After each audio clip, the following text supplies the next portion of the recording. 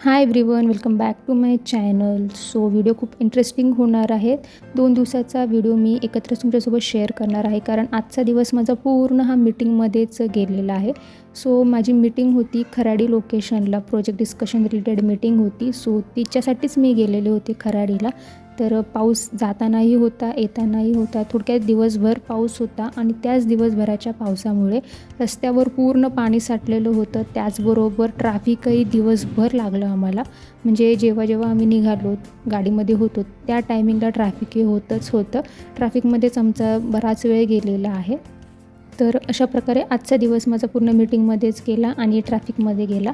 So and तर झालेलाच आहे दिवस. सो आता मी तुमच्यासोबत नेक्स्ट डे शेअर करत आहे. तर नेक्स्ट डे नेहमीप्रमाणे टिफिन द्यायचा असतो, त्यामुळे चपात्या कराव्याच लागतात. सो पीठ मळलेलं आहे, भाकरी लागतात, तर भाकरीही केलेल्या आहे. त्याचबरोबर इथं रस्सा भाजी करायची होती वांगा बटाट्याची, तर त्याचीच तयारी सुरू आहे. वांगं असेल की आम्ही 2-3 टाईपची रेसिपी तयार करतो, जसं की खारं वांग्याची भाजी किंवा मग मोठे वांगे असेल तर त्याचं भरीत करतो. पण आता छोटे वांगे आणले होते बाजारातनं. सो आम्ही त्याचं काळं तिखट असं टाकून काळ्या मसाल्यात रस्स्याची भाजी करणार आहे. त्याचबरोबर त्यामध्ये बटाटाही ॲड करणार आहोत. सो आम्ही थोडक्यात वांगं बटाट्याची आज रस्सा भाजी तयार करणार आहोत. तर त्यासाठी वाटण तयार करावं लागणार आहे. तर त्या वाटणासाठी तुम्ही बघू शकता तव्यामध्ये काय काय घेतलेलं आहे.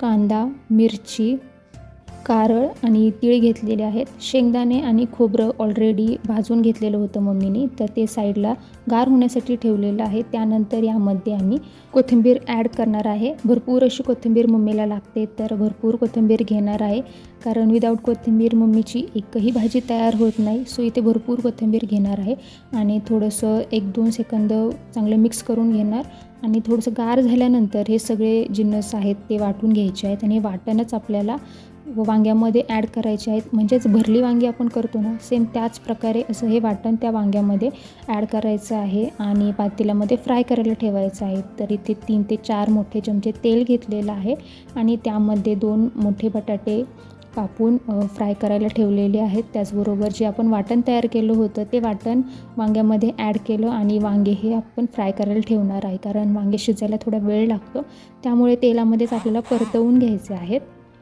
तर अशा प्रकारे वांगे आणि बटाटे आपण फ्राय करून घेणार आहोत. तर थोडंसं फ्राय झाल्यानंतर 80% फ्राय झाल्यानंतर जो बाकीचा उरलेला आपला मसाला होता ना, तो सगळा आपण या पातेल्यामध्ये टाकणार आहोत आणि पाणी टाकून हे चांगलं शिजवून घेणार आहोत. चवीपुरतं तिखट, मीठ, हळद जे काही लागत असेल तुमच्या आवडीनुसार मसाले ॲड करायचे आहेत आणि छान अशी वांग्याची रस्सा भाजी तयार करायची आहे. तुम्हाला वांग्याची भाजी कोणत्या प्रकारची आवडते हे कमेंटमध्ये सांगा. म्हणजे खारं वांगं खायला आवडतं, भरीत आवडतं की अशी तिखट रस्स्याची भाजी खायला आवडते, हे कमेंटमध्ये नक्की सांगा. तर काल आम्ही बाहेर गेलो होतो, हे तुम्हाला व्हिडिओच्या स्टार्टिंगलाच सांगितलं. तर येताना आम्ही हे मका आणला होता, तर हे मकाच आम्ही इथे चांगलं भाजून घेणार आहोत. एकदम साधी सिंपल रेसिपी आहे, खायला खूप टेस्टी लागते आणि सध्या पावसाचं वातावरण आहे ना, तर असा मका खायला खूप छान लागतो. तर थोडक्यात रेसिपी तुमच्यासोबत शेअर करते. तर भाकरी केलेल्या होत्याच, मी दाखवलं तुम्हाला. तर त्याच तव्यावर इथे हे सगळा मका छान असा धुवून घेतला आणि मका तव्यावर टाकलेला आहे. तर भाजून घेण्यासाठी 2 ते 3 चमचे फक्त तेल टाकलं यामध्ये आणि त्यानंतर लिंबू पिळून घेतलं आणि मीठ टाकलेलं आहे. तर गरमागरम असे आपले हे कॉर्न तयार झालेले आहेत. तर ही शॉर्टकटवाली रेसिपी तुम्ही नक्की ट्राय करा, तुम्हाला नक्की आवडेल. जर तुम्हाला आवडत असेल ना, तर यामध्ये तुम्ही कांदा, टोमॅटोही टाकू शकता, पण एकदम कॉर्नची सिंपल रेसिपी आहे. तर मी फक्त मीठ आणि लिंबू टाकूनच करते. तर कसं वाटली ही कॉर्नची रेसिपी आणि वांगं बटाट्याची रेसिपी ही कमेंटमध्ये नक्की सांगा. आता प्लेटिंग तुम्ही बघू शकता, किती छान प्लेटिंग दिसत आहे. भाजी, चपाती, सॅलेड आणि डाएटची रेसिपी पनीरही आहे यामध्ये. तर बंटीने पनीर केलं होतं, तर तीही पनीर आहे यामध्ये.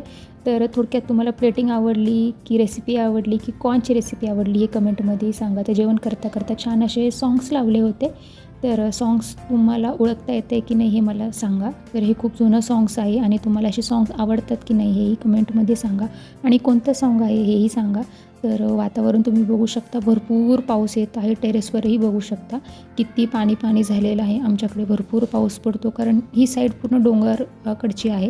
डोंगर असल्यामुळे दिवस रात्र पाऊस सुरूच असतो. तर अजून एक गोष्ट तुमच्यासोबत शेअर करायची होती, ती म्हणजे मी एक स्कर्ट आणि टॉप ऑर्डर केला होता. तर ते पार्सल रिसीव झालं होतं आणि त्याबद्दलच रिव्ह्यू तुम्हाला द्यायचे होते. तुम्हाला जर लिंक हवी असेल ना तर तुम्ही मला कमेंट करू शकता.